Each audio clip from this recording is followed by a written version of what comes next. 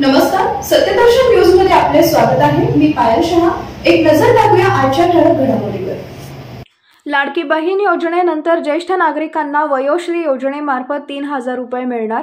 आता लाडकी बहीण योजनेनंतर मुख्यमंत्री वयोश्री योजनेला गती मिळणार आहे। तर मुख्यमंत्री कार्यालय योजनेची देखरेख करून योजनेला गती देणार असल्याची माहिती मिळते आहे। ही योजना जिल्हाधिकारी पालिका आयुक्तालयांमार्फत राबवली जाणार आहे।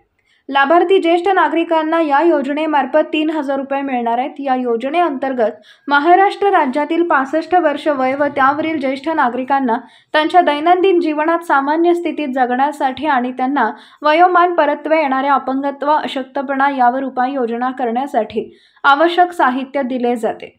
पात्र लाभार्थ्यांना 3000 रुपये बँक खात्यात पैसे जमा केले जातात।